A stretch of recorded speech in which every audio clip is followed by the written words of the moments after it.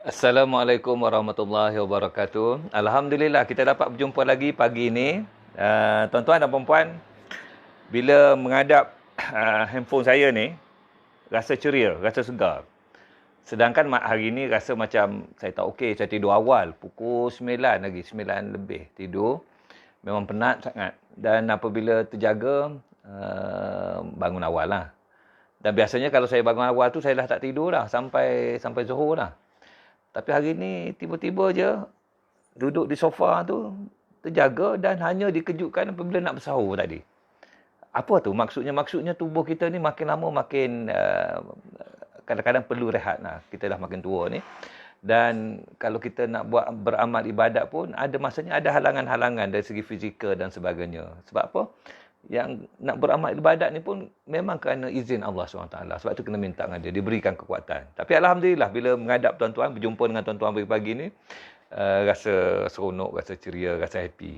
Ini dia punya, apa ni, kita panggil penyebab-penyebab perkara yang menggembirakan hati kita. Kita buat dengan hati, kita lakukannya dengan penuh perasaan. InsyaAllah dia akan pergi juga ke hati. Saya berharap gitulah.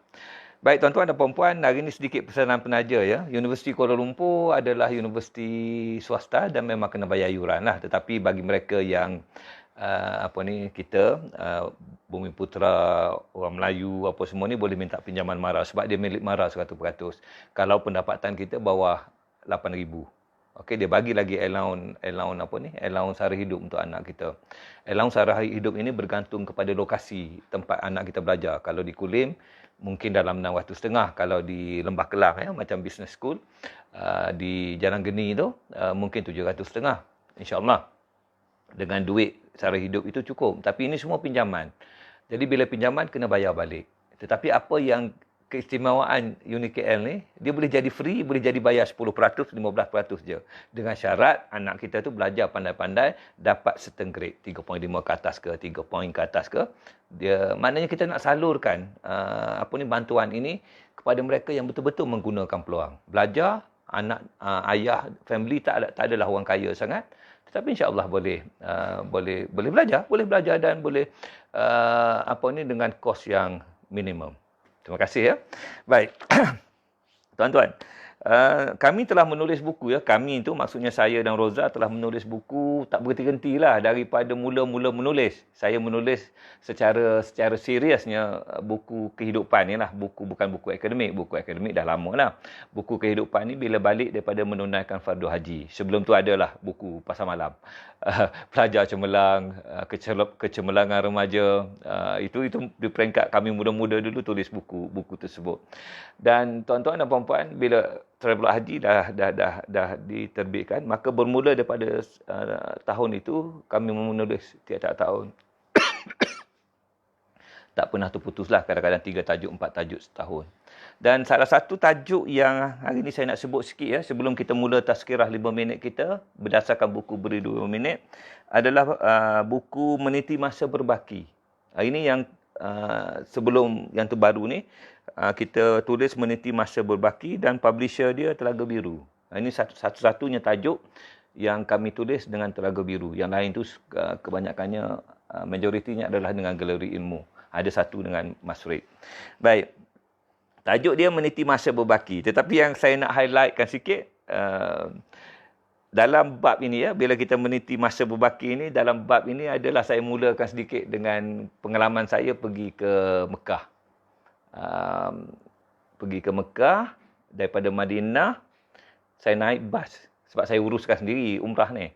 Saya naikkan dia di sana daripada Madinah pergi ke Mekah tu ada bas VVIP.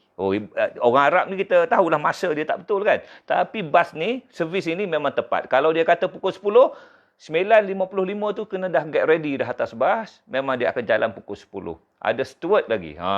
Ada siap bagi makan, minum lagi atas bas tersebut. Dan perjalanan dia smooth. Dia kalau dia jangka 5 jam tu insya-Allah lah. Lebih kurang lah 4 jam 5 jam gitu. Jadi bila sampai di Mekah, di stesen dia, kita nak pergi ke hotel, kena ambil taksi pula sikit. Jadi biasanya dengan Arab ni dia kena negotiate lah. Berapa taksi nak pergi sini. Nak pergi hotel ni. Dia kata RM30. RM30. Saya pun setujulah RM30. Duduk dalam kereta tersebut, biasanya orang bukan orang Arab Saudi lah, biasanya yang pemandu apa semua ni orang Yaman, orang Pakistan, orang Bangladesh apa semua. Hari tu saya naik tu orang Yaman ya, pandai berbahasa Inggeris, jadi kami bersembang. Dia pun tanya, "Tuan, umur tuan berapa tuan?" Dia tanya saya umur berapa. Saya pun jawablah pada masa tersebut 52 tahun. Saya pun jawab 52 tahun. Tuan ni bohong lah, dia kata. Kenapa? Dia kata, tuan macam umur 40 lebih je. Syok tak kita? Kita umur 52 tahun, orang kata kita umur 40 lebih. Rata-rata memang syok lah. Kita lebih suka nampak lebih muda. Kita suka diingat, kita tak suka ingat kita ni dah tua. Ini normal manusia, fitrah dia. Dan terus saya bagi, nak ambil RM10. Awak telah menyukakan hati saya. Tambah daripada RM30, RM40 bagi. Tetapi saya kata kat dia, yang sebenarnya itu hanyalah sebagai suatu pembohongan yang paling besar lah kepada manusia. Pasal apa? Kita menyukakan orang. I tahulah UPR bagus, saya kata. Tetapi yang sebenarnya masa kita di dunia ni sangat singkat. Kita ni kena nak diingatkan tentang meniti masa berbaki. Berapa tahun lagi kita akan hidup di dunia? Kalau tak usahlah dihayal-hayalkan. Ada orang kata, saya umur 60, tak ada sakit, tak ada penyakit, tak ada kencing manis, tak ada darah tinggi, tak ada lemah jantung. Oh, sehat, bangga. Kau sehatlah, sehat. Mati bukan kerana sehat tak sehat. Itu semua tak apa. Mati bila sampai masanya, dia tak lambat dan tak cepat sesaat. Dalam meniti masa berbaki ini, kita kembali kepada fitrah kita supaya mengingatkan bahawa hidup ini ibarat satu saat daripada siang hari. Ini yang kita dah bincang dulu. Jadi tuan-tuan dan puan-puan, inilah topik meniti masa berbaki. Inilah yang saya suka sangat bagi kuliah bila menjelajah ke masjid dan ke surau-surau di seluruh negara. Kerana dia mengingatkan kita tentang kematian dan memberi dari sudut pandangan yang berbeza. Kenapa kita kata masa itu satu saat saja daripada siang hari? Kenapa mati itu macam mana? Adakah kerana kita tua, kerana kita sihat, kerana kita sakit? Dan kita jelaskan supaya manusia itu berfikir. Saya tulis dengan Roza. Roza pula tulis cerita pasal masa lampau. Bila kita dah tua ni, kita teringat masa lampau kan? Masa kecil macam mana, masa mak kita macam mana. Dan orang-orang yang kita sayang semua ni, juga kebanyakannya telah meninggalkan kita. Dan kita juga tiba pada saat kita pun macam orang tua-tua kita, menunggu masa sahaja untuk pergi. Okey, dah pukul 6.20. Ya Allah, dah 25 lebih dah ya. Kita sambung ya. Topik kita dalam 2-3 hari ini yang sebenarnya tema besar adalah ujian. Kita bermula dengan ujian 1 Syawal. Kemudian ujian hari raya pun ada. Kemudian ujian semalam ujian Maryam. Hari ini ujian ibu tajuk dia. Sebab dalam buku Beri 2 Minit ini dia dipandu kepada tema-tema begitu. Kalau bila saya nak sebut tentang ujian, saya akan buatlah 4-5 tajuk tentang ujian. Kalau cerita pasal anak, 2-3 tajuk pasal anak. Kalau cerita tentang pengembaraan, ada 2-3 tajuk pasal pengembaraan. Jadi kalau orang baca tu, dia akan baca, dia kata dia tahulah macam mana keadaan susunan dalam buku Beri 2 Minit ini. Baik. Semasa kami di Madinah, tetamu kami ramailah yang datang rumah. Ramai itu maksudnya 5-6 orang tiap-tiap malam. Tiap-tiap malam insya-Allah. Kalau saya tak ada kerja, memang saya terima orang datang ke rumah dan kami ambil di Masjid Nabawi lepas solat Isyak, datang ke rumah dan Roza akan masak nasi Arab. Dia famous for gidra lah. Nasi gidra ataupun nasi maklubeh ataupun nasi ozi. Hari-hari inilah yang Roza masak dan rumah saya tu kambing sekor beli. Freezer ada memang nak meraihkan tetamu. Dan apabila dikeluarkan sementara menunggu nasi masak, Roza masak 40 minit je nasi Arab ni. Dan dia orang kena dengar tazkirah saya. Bila dah sampai masanya, Amirul pun akan datang. Ayah dah siap. Saya berhentilah tazkirah saya. Tazkirah dia tak berpanjang-panjang sangatlah. Dan kemudian tazkirah tersebut menjawab persoalan kenapa 200,000 orang menunaikan umrah, 30,000 orang menunaikan haji tiap-tiap tahun daripada Malaysia, masjid tak pernah penuh lagi sampai sekarang. Saya jawab soalan tu. Nanti ada bab yang ke depan, nanti saya akan bincang perkara ini. Baik. Jadi Roza Amirul dengan Sofia akan bawa keluar dulang berisi nasi Arab. Orang muka tengok, ya Allah banyaknya. Banyaknya Prof. Saya pun kata dalam hati, makanlah dulu. Banyak tu nampak, banyak. Dan dia pun makan sikit, lama-lama habis. Dah habis, saya pun kata, jom cepat, saya nak hantar balik. Saya tak nak orang duduk lama-lama rumah saya. Ini datang haji, datang umrah. Tapi orang perempuan ni, dia pun nak ambil dulang ni, nak bawa ke dapur. Saya kata, puan-puan, tak payah, puan, tak payah. Letak. Anak saya akan uruskan. Saya nak hantar puan-puan balik semua. Perempuan ni memang perangai dia degil. Muka tu ayu je. Tapi ya Allah degil sungguh. Orang kata jangan, dia ambil juga. Tapi saya tak kisah. Sebab apa? Saya tahu dia nak pergi ke dapur. Pertama sekali dia nak tengok dapur Arab tu macam mana. Arab beza. Dapur ruang tamu wanita lain ya. Dia tak campur-campur. Yang kedua, dia nak jumpa Roza kat dapur. Orang perempuan ni. Jadi ada satu kes tu. Dia pun bawa dulang, dia pergi dapur. Roza telah tulis cerita ini dalam buku Rumah Kecil di Jabal Uhud. Tapi buku tu dah tak diterbitkan lagi lah. Jadi dalam sampai di dapur, dulang yang dia bawa tu bukannya basuh pun. Dia letak tepi. Dia pun kata, Kak Roza,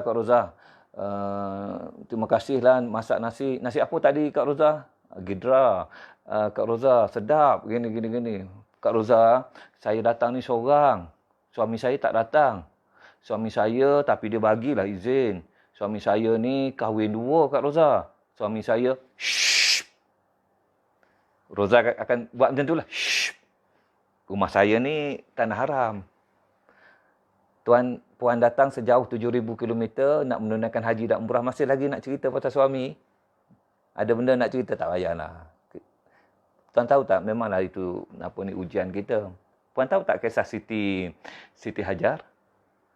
Siti Hajar telah ditinggalkan oleh Nabi Allah Ibrahim di Mekah ya, bersama dengan anak yang kecil lagi, Nabi Ismail. 3 tahun dia tinggalkan, dia balik ke Palestin.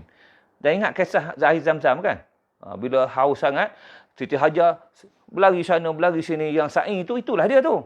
Kemudian Nabi Ismail entak-entak tu kan, keluar air kan. Ujian dia besar puan. Besar. Suami puan tak adalah tinggal sampai 3 tahun kan? Dan Siti Hajar telah dijanjikan mahligai di syurga. Puan tahu tak kisah Siti Asyah ya? Siti Asyah siapa suami dia? Firaun. Tak ada dah orang yang paling jahat sekali di dunia ni, dialah, dia mengaku Tuhan. Tapi Siti Asyah dijanjikan syurga, dijanjikan mahligai di syurga. Puan tahu kisah Siti Maryam yang kita cerita semalam? Siti Maryam melahirkan seorang anak tanpa bapa. Puan ada anak kan? Ada bapa tak? Ada. Kalau kita bandingkan ujian ni, jauh sangat. Jauh sangat. Jadi puan, Allahu Akbar. Kita bersyukurlah dengan apa yang kita ada. Ini perbualan di dapur. Dah nak jumpa sangat. Jadi bila kita sebut macam tu, kita potong angin. Orang ni kalau dia nak bercerita tentang sesuatu yang kita tak nak dengar, kita potong angin dia tu. Oh, dia tak suka, dia tinggal je lah. Pergi keluar balik, saya pun pergi hantar. Senyap je dalam kereta, masam je muka tu kan. Saya tahu dah ni ada something wrong ni dekat dapur ni. Tapi saya okey, relax lah. Dan besoknya Roza dapat mesej. Dia kata apa? Puan, saya bukan Siti Hajar. Maksudnya kau jangan duk ceritalah Siti Hajar ke, kau jangan duk ceritalah apa ni Siti Maryam ke, kau jangan ceritalah pasal Asyah. Aku bukan Siti Hajar. Ya Allah. Tuan-tuan, puan-puan ya, puan-puan. Ini orang pergi haji, pergi umrah ya, maksudnya kita nak berubah, kita nak apa. Tapi bila orang bercerita yang tak suka, kita tak suka dengar, mulalah kita marah kat orang. Tetapi itu normal. Jangan marah. Saya tak marah orang macam ini. Hari-hari saya macam-macam terima perangai orang yang macam-macam lah. Tetapi kita kena sabar sebab apa? Selepas 10 tahun, orang yang sama juga dia mengatakan, kini dia sudah jadi Siti Hajar. Tuan-tuan, itulah dalam buku Beri 2 Minit ini, gist of the story itu dimasukkan sebagai ujian kepada terutamanya kaum ibu. Jadi tuan-tuan dan puan-puan, masya-Allah, subhanallah, apa pengajaran dia? Pengajaran dia ni, kita ni biarlah kita ada ilmu tapi mungkin kita tak boleh buat lagi sekarang ni kan. Kita rasa macam susah sangat. Kita dengar kuliah ni, ya Allah, macam-macam ustaz beritahu kan, suruh itu, suruh ini. Kadang-kadang kita tak mampu. Bagi saya mudah ajalah. Tak apalah, kita ada ilmu tu, satu hari nanti kita berdoa. Kita sentiasa berdoa, ya Allah, jadikan kita ni manusia yang lebih baik. Jadikan kita ni manusia yang makin hampir kepadamu. Saya sendiri pun, ya Allah, tuan-tuan, nak datang, nak bercakap ni, lepas solat subuh tadi berdoa, ya Allah Tuanku, mudahkanlah tutur kataku, ya Allah. Ya Allah, janganlah ada masalah teknikal, Ya Allah. Ya Allah, berilah berkesan di hati para pendengar, Ya Allah, supaya mereka ni lebih dekat padamu, Ya Allah. Aku ni cuma menyampaikan saja, Ya Allah. Kita sentiasa bergantung kepada Allah. Ujian ni, macam-macam ujian. Okey dah. Kita berhenti kat sini. Macam, Ya Allah, 3 ya. Allahu Akbar. Saya kata 2, dia lawan tu. Bagi 3 nama. Tapi tak apalah. Sebab tuan-tuan dan puan-puan, macam saya katalah, follower saya ni ramainya yang baik hati. Dia bukan nak hadiah sangat. Dia lebih suka bagi hadiah daripada terima hadiah. Ada yang macam tu? Ada tu yang dah bagi hadiah kan. Ya Allah, dia kata, Prof, okey, saya terima hadiah tersebut. Ni pula saya nak hadiahkan pada orang lain. Allah bersambung-sambung. Semalam pun ada orang bagi hadiah buku baru kami. Dia mahu daku ke sana. Yang buku Roza tulis. Dan juga tajuk satu lagi ya. Ceritalah. Dia ada di sisi. Buku saya lebih tebal daripada buku Roza. Roza nampak nipis ya. Pasal apa? Sebab kertas dia kertas premier. Roza kertas premier. Saya kertas Cikoya. Lepas tu harga sama tapi dia lebih nipis. Saya selalu kata pada Tuan Haji Yusri, bos galeri. Saya kata, you all ni kalau Roza minta semua dapat. Saya belum tentu lagi dapat. Tapi tak apalah. Memang sesuai lah. Sebab dalam buku Roza itu, Roza hadiahkan resipi-resipi yang sangat menarik. Baik. Siapa ni ya? Saza Khairi Samjis. Ini pasal nama pelik sikit lah ni. Di mata Roza tu yang dia pilih tu. Dia tak kenal ni. Dan dia pilih pula hari ni dua-dua lelaki pula tu. Zulkifli Yatim. Kalau saya pilih perempuan. Dia pilih lelaki. Tapi tak apa. Saza Khairi Samjis, Zulkifli Yatim. Kontak saya 019-315-4444. Walaupun nama naik, tak kontak saya, memang saya tak hantar. Kontak, saya kata, WhatsApp, bagi nama, bagi alamat. Kata, saya terpilih mendapat hadiah. Dah cukup.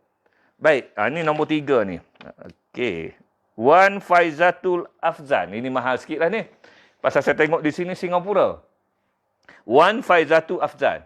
Kos, pos laju pun saya tangguh. Don't worry. Hantar nama, Wan dapat hadiah hari ni. Nanti saya pilihlah hadiah apa yang saya nak bagi. Itu terpulang pada saya. Jangan pula, Prof, saya nak buku ni. Memang saya tak layan punya lah. InsyaAllah. Tuan-tuan, hadiah tu kita terima je lah. Ada orang dah bagi dia punya jenis-jenis hadiah tu, kita bagi je lah. Dan kalau kata kita dah terima, apa dia? Kita dah ada buku tu kan, misal katakan, hadiahkan pada orang. Supaya apa? Dia bersambung. Jangan mementingkan diri kita sendiri. Ini penting, beberapa sifat dalam diri kita yang perlu dipelajari lah. InsyaAllah. Terima kasih tuan-tuan. Jumpa lagi besok. Salam ceria. Assalamualaikum warahmatullahi wabarakatuh.